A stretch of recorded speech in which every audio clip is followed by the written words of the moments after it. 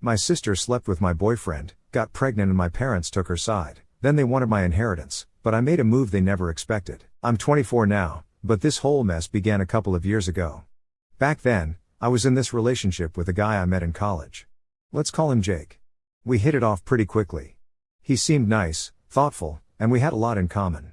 At first, things were going great. I was head over heels for him, and I thought this was the guy I was going to marry one day. So naturally, after about a year together, I decided it was time to introduce him to my family. Now, my family's a little, let's say, traditional.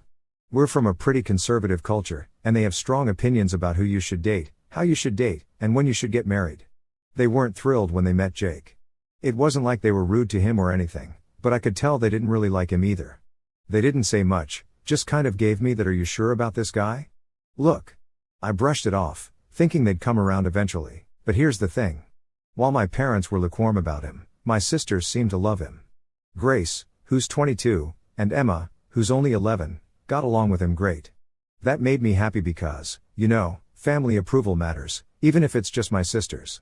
Grace especially seemed to really enjoy his company, and we even joked that she was stealing my boyfriend. Emma adored him too, but she's just a kid, so it didn't feel weird. Jake and I didn't live together because in my culture, that's a huge no-no unless you're married. So, we worked in different cities and would meet up when we could, but I thought things were solid between us. I trusted him completely. Why wouldn't I? He was my boyfriend and he seemed to get along with the people closest to me. What could go wrong, right? Well, 3 months after Jake met my family, things took a turn.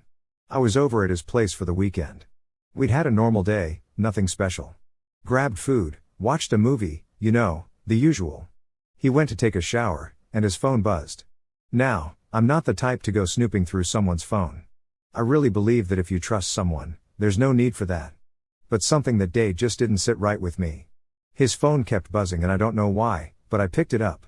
Maybe part of me already knew something was off, or maybe I was just curious. When I unlocked it, I saw a message from Grace. At first, I didn't think much of it. She's my sister. But when I opened the chat, my heart basically stopped. The messages weren't normal.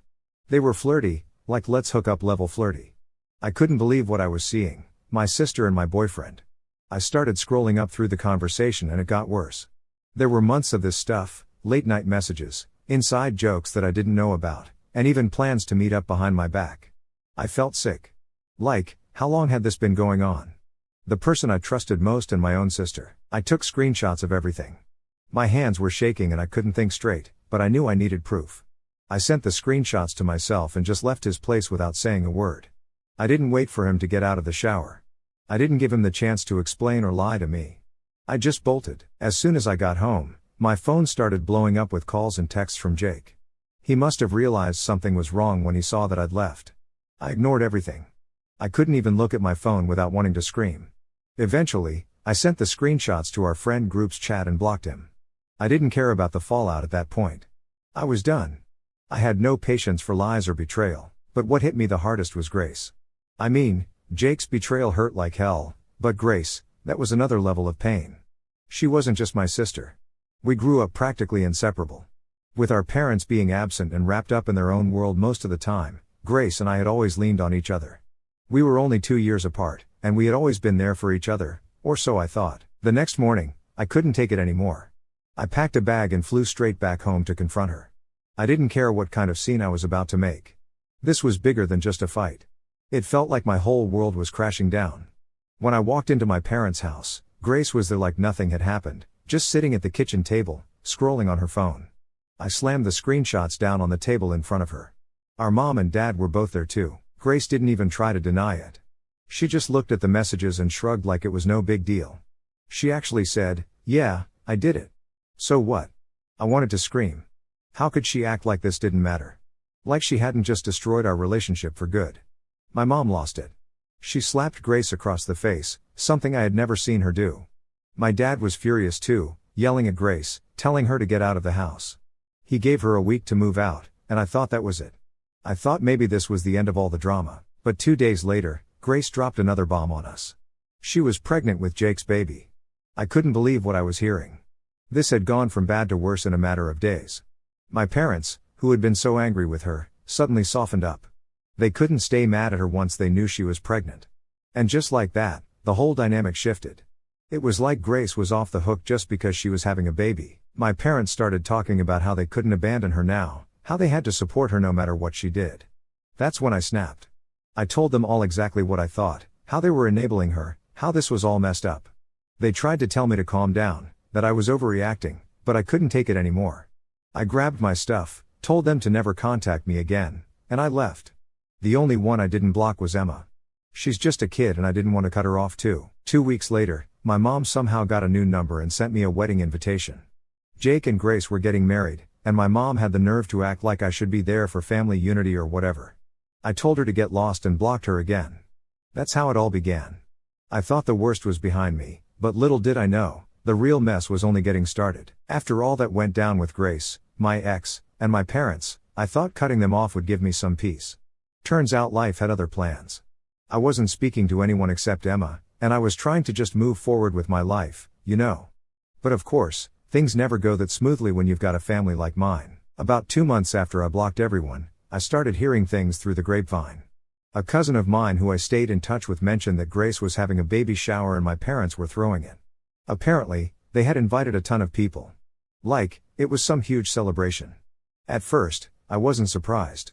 I figured they'd make a big deal about it since they were acting like Grace was some kind of victim. But then my cousin hit me with something that really got under my skin. She told me they had started telling people that I was the one who abandoned the family and Grace was the good daughter who was trying to keep the family together. Seriously? After everything she did, she was somehow the hero of this story now. I was so mad. I wanted to call my mom and just let her have it.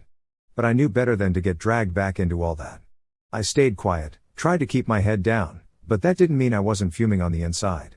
The nerve they had to spin this whole thing around like I was the problem. My mom had apparently been going around telling people that I needed to get married soon. Not for any real reason, just because she didn't want people gossiping about how Grace, the younger sister, was getting married and having a kid before me. Like what?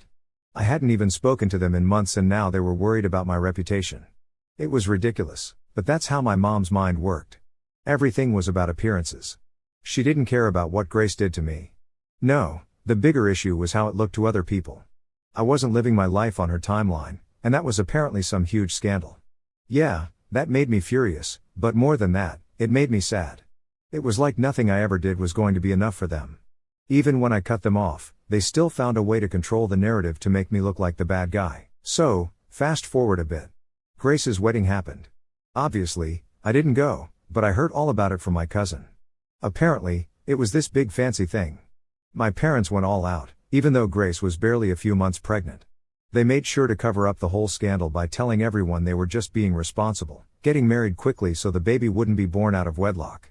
My cousin told me my parents were telling everyone I didn't show up because of work commitments. Yeah, right, but you know what really hit me hard? It wasn't just that they were lying to cover up their own embarrassment. It was that they were still pretending everything was perfect. Like they couldn't even admit that their family was falling apart. They couldn't just be real about what was happening. Instead, they had to put on this fake show for everyone else. I was done with them at this point, but hearing about all this still stung. It was like they were erasing me from the family narrative completely. Anyway, time passed and I tried to move on. I threw myself into work and focused on building a life for myself. For a while, things were quiet. I wasn't hearing much from my family and I figured maybe they had finally just left me alone. But of course, that's not how it works in my family. One night, I got a call from Emma. It was late and I was about to go to bed. But something about the way the phone rang gave me a bad feeling. When I picked up, Emma was crying. She could barely get the words out, but eventually she told me that our dad had passed away. I was stunned. I mean, I didn't have the best relationship with him, but still, he was my dad. What really pissed me off, though, was that it was Emma who had to call me. My mom didn't even bother. I hadn't heard a word from her. Emma told me that our dad had been sick for a while, but they hadn't told me. My mom decided to keep it from me because she didn't want to stress me out. Can you believe that? My own father was sick, and they didn't think I had the right to know. The next morning, I booked a flight back home. I didn't care about all the drama anymore. I just wanted to be there for Emma. When I showed up at my parents' house, it was like walking into a battlefield. My mom and Grace were there, and the first thing they did when they saw me was start yelling. They accused me of only coming back for the money, like that was the only reason I'd want to be there. Grace was especially nasty, calling me selfish, saying I abandoned them when they needed me most. I didn't even get the chance to grieve. Everyone was so focused on the inheritance, on who was getting what, that they barely even talked about Dad. It was disgusting. And as if things weren't bad enough, when they read the will, all hell broke loose. Turns out Dad had left me the largest share of his assets. I was shocked. I wasn't expecting anything from him, especially after how things had gone down. But there it was in writing. I got 40%, Emma got 30%, Mom got 20%, and Grace, she got 10%. You'd think I'd feel relieved, right? Like finally some justice, but honestly, it just made things worse. Grace and her husband lost it. They started demanding that I give up my share, saying I didn't deserve it, that Grace needed the money more because of her kid. They even threatened to take me to court over it. I knew they didn't have a legal leg to stand on. But the fact that they were willing to go that far just showed how greedy they were. It was all about money to them. They didn't care about family or what was right. They just wanted to get their hands on whatever they could. I told them I wasn't giving up anything, and that's when things got nasty. Grace's husband started making threats, saying I'd regret it if I didn't do what they wanted. I knew it was all just talk, but still, it was unsettling. I was already dealing with the loss of my dad, and now I had to put up with this crap on top of it. It was too much. After the will reading, I went back to my hotel to clear my head. I thought about everything that had happened. All the lies, the betrayal, the greed, and I realized something. I wasn't going to let them push me around anymore. I'd spent too long letting my family control my life, and it was time to stand up for myself. So, after the whole inheritance blow up, I thought things couldn't possibly get worse. I mean, they already accused me of coming back just for the money, and Grace and her husband were trying to bully me into giving up my share, but I wasn't going to budge. I knew I had the legal right to what my dad left me. And honestly, after everything they put me through, there was no way I was giving in. Anyway, a couple of days after the will reading, I got a message from my lawyer. We had a meeting scheduled to go over some more details about the estate. And honestly, I just wanted to get it over with. I was tired of all the drama and just wanted to settle everything so I could go back to my life. But when I got to the lawyer's office, he hit me with something I wasn't expecting. Turns out my dad had written me a letter before he passed away. But the lawyer handed it to me and said that my dad had asked him to give it to me when the time was right. I sat there for a minute just staring at the envelope, not sure if I even wanted to open it. I had so many mixed feelings about my dad. Like, yeah, he left me the largest share in the will, but he also never really stood up for me when all the crap with Grace went down. I was angry with him, but at the same time, I missed him. It's hard to explain. So, I finally opened the letter. It wasn't long, just a couple of paragraphs, but what he said kind of hit me. He apologized for not being there for me when I needed him. He said he knew he should have done more, but he felt trapped by the situation with my mom and Grace. He admitted he had regrets, especially about how things ended between us. Reading that, I didn't know whether to cry or be angry. Part of me felt a little bit of closure, but another part of me was just pissed that he didn't say any of this while he was alive. After reading the letter, the lawyer and I went over a few more things about the estate. But my mind was elsewhere. I couldn't stop thinking about how different things might have been if my dad had just spoken up sooner. If he had stood up for me instead of staying silent, maybe we wouldn't be in this mess right now. But it was too late for all that and there was nothing I could do to change the past. On my way back to the hotel, I got a call from Emma. She was really upset because apparently Grace had been saying some pretty nasty things about me around town. She was telling people that I was trying to steal the inheritance and that I was turning the family against her. I wasn't surprised. Honestly, Grace always knew how to play the victim and make herself look like the innocent one, but it still hurt to hear that she was spreading lies about me. When I got back to the hotel, I decided to take a break from all the drama and spend some time with Emma. I picked her up and we went out for dinner. We talked about everything that had been happening and I tried to reassure her that none of this was her fault. She was just caught in the middle of all this and I hated that she had to deal with it. But the next day, things took another turn for the worse. I woke up to a bunch of missed calls and texts from unknown numbers. At first, I thought it was just spam, but then I started reading the messages. They were all threatening, calling me names, and accusing me of trying to tear the family apart. Someone even said they were going to make me pay if I didn't back down. I had no idea who was behind it, but I had a feeling Grace's husband was involved. He had already threatened me once, and I wouldn't put it past him to try something like this. I forwarded everything to my lawyer just in case things escalated, but honestly, it was starting to get really scary. It's one thing to deal with family drama, but when people start making threats, it's a whole other level. Later that afternoon, I went to my car only to find that someone had slashed my tires. All 4 of them. I was completely freaked out at this point. I mean, who does that? I knew Grace and her husband were angry, but this felt way too extreme. It was like they were willing to go to any lengths to get what they wanted. I called the police and filed a report, but I didn't have much hope that they'd catch whoever did it. Still, I wasn't going to let them intimidate me. I was already dealing with enough, and the last thing I needed was to be scared every time I walked out the door. I talked to the hotel staff and they beefed up security around the property, so that made me feel a little better, but it was clear this wasn't going to end anytime soon. A few days later, we had another meeting with the lawyer to finalize some things with the estate. Grace and her husband were there, and the tension in the room was thick. They barely said a word to me, but the glares they were giving me said enough. At the end of the meeting, Grace's husband pulled me aside and told me I was making a huge mistake by not giving up my share. He said I'd regret it and that this wasn't over. I didn't even bother responding.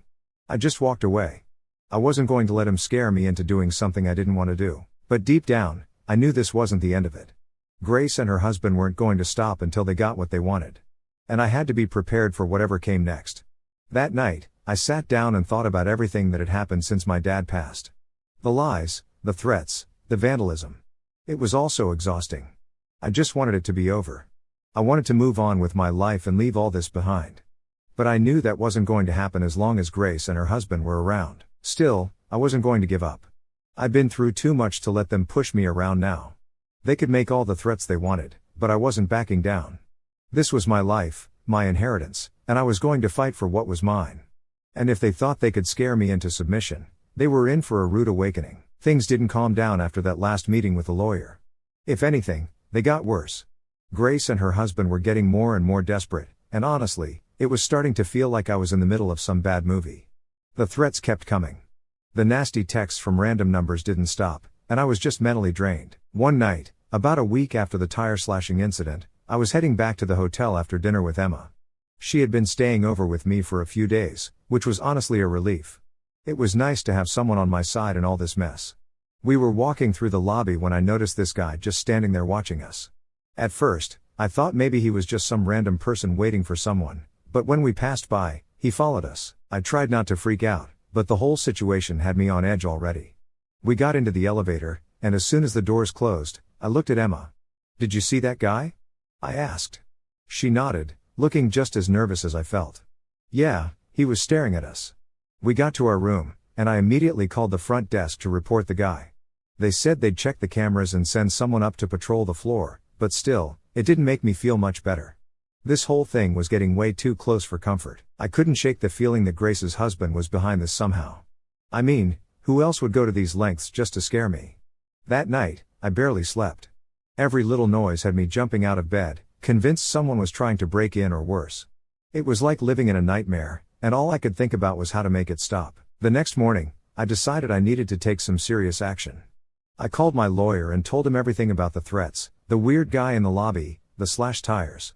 He agreed that things were getting out of hand and suggested we get a restraining order against Grace's husband. It wasn't something I wanted to do, but at that point, it felt like the only option. We filed the paperwork the next day, and I tried to keep my head down while we waited for the court date, but of course, Grace and her husband didn't take the news well. The texts ramped up again, this time with more threats about how I'd regret this and how they'd make sure I paid for everything. It was exhausting, but I was done being scared. They could throw whatever they wanted at me, but I wasn't giving in. A few days later, the court date for the restraining order came around. I showed up with my lawyer, and guess who else was there? Grace and her husband, of course. They looked smug, like they thought this whole thing was a joke. I avoided eye contact with them, focusing on what my lawyer was saying, but I could feel their eyes on me the whole time. When the judge called us up, Grace's husband tried to act like I was the one causing all the drama. He said I was exaggerating everything, that I was just bitter about the inheritance and trying to make his life hell. I couldn't believe what I was hearing. Like really, he slashes my tires, sends me threats, and somehow I'm the one causing problems. Thankfully, the judge saw through his BS. After hearing both sides, they granted the restraining order, and for the first time in what felt like forever, I felt a small sense of relief. At least now, there was something in place to protect me if things got worse. But of course, things didn't magically get better overnight. The threats didn't stop right away, and I still felt like I was constantly looking over my shoulder. But at least now I had the law on my side, and that gave me some peace of mind. A few weeks passed, and I was finally starting to feel like maybe things were settling down. I was still staying in the hotel, but I had started looking for a new apartment where I could feel safer. Emma had gone back home and I missed her, but we kept in touch constantly. She was still dealing with the fallout from all the family drama, but at least she wasn't stuck in the middle of it as much as I was. Then one morning, I woke up to a message from an unknown number. It wasn't a threat this time, though. It was a link. I hesitated for a second before clicking on it, and what I saw made my stomach drop. Someone had created a whole website dedicated to trashing me. I'm talking lies, half-truths, and just pure nastiness. They were painting me as this selfish, greedy person who was tearing the family apart. There were even photos of me from the funeral looking cold and heartless according to the captions. I couldn't believe what I was seeing. This was next level crazy. I immediately called my lawyer and sent him the link. He told me to screenshot everything, which I did. And then we started the process of getting the website taken down. It was just another reminder that Grace and her husband weren't going to stop until they got what they wanted. But at this point, I was so tired. I didn't even care what they threw at me anymore. I just wanted it to be over. That night, I talked to Emma again. She was upset about the website and wanted to help, but there wasn't much she could do. I didn't want her getting caught up in all this any more than she already was. We talked for a while, and she told me about how Grace had been acting like nothing was wrong, like she hadn't caused any of this. Typical Grace, always playing the victim. I went to bed that night feeling drained, but at least I had a plan in place. The website would get taken down, the restraining order was in effect, and I had people on my side. I wasn't alone in this, even though it felt like it sometimes. The next day, I woke up to an email from my lawyer saying the website had been taken down. Finally, some good news. It felt like a small victory in this endless battle, but I'd take what I could get. I knew Grace and her husband weren't going to give up easily. But at least now I had some control over the situation. As I sat in my hotel room that morning, sipping on my coffee and trying to wrap my head around everything that had happened, I realized something. I wasn't scared anymore. I was angry, yes, but the fear that had been hanging over me for weeks had started to fade. I wasn't going to let them control my life anymore. They could try all they wanted to drag me down, but I wasn't backing down. Not now. Not ever. So, here we are at the final stretch, and I thought maybe things were going to finally settle down after the court win, but nope. My family drama had other plans. I mean, I knew Grace and her husband weren't going to back off that easily, but even I couldn't have guessed how far they'd take it this time. It started about 2 weeks after the court hearing. I was starting to feel a little more relaxed, like I could finally breathe again without constantly looking over my shoulder. I was even thinking about moving out of the hotel and into an apartment, something more permanent. But then something weird happened. One morning, I got a package delivered to my hotel. It didn't have a return address, which should have been my first clue that something was off. I opened it up and inside was this old beat-up notebook. At first, I thought it was just junk. Maybe some random person sent the wrong package or something. But then I opened it up and that's when things got creepy. The entire notebook was filled with handwritten notes about me. I'm talking pages and pages of scribbled messages all about my life, my family, and even things about my dad's will. Some of the notes were dates and times of where I'd been, who I'd been with, even places I'd gone with Emma. Someone had been keeping tabs on me, and it was all laid out right there in front of me. I felt a chill go down my spine. Who would send me this? Was it some sort of twisted intimidation tactic from Grace's husband? I mean, they'd already tried the threats, the vandalism, even the weird phone calls, but this was different. This felt way more personal, like someone was watching me, tracking my every move. I called my lawyer immediately and sent him photos of the notebook. He was just as freaked out as I was and told me to report it to the police, which I did. They took the notebook as evidence, but I wasn't holding my breath for anything to come of it.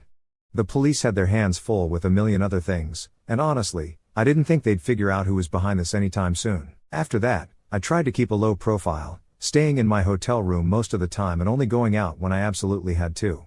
Emma was still calling me regularly, and she was worried too.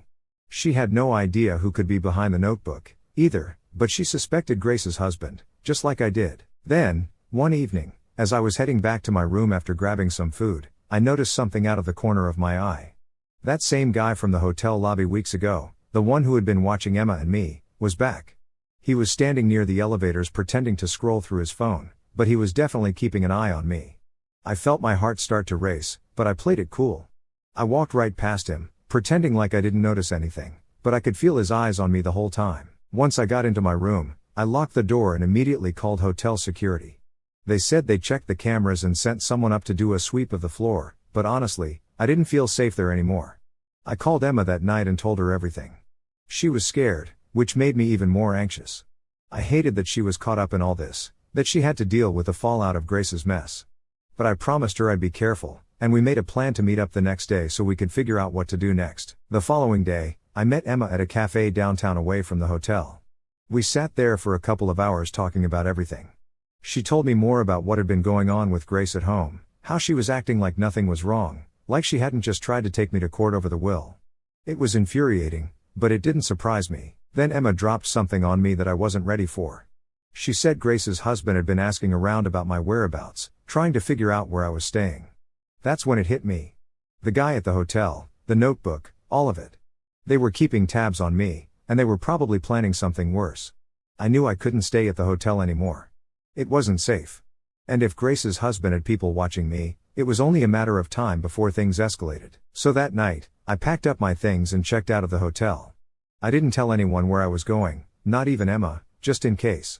I booked a room at a different hotel on the other side of town, hoping that would throw them off for a while. The next couple of days were quiet. I didn't hear anything from Grace or her husband, and the weird texts and calls seemed to have stopped. But I wasn't letting my guard down.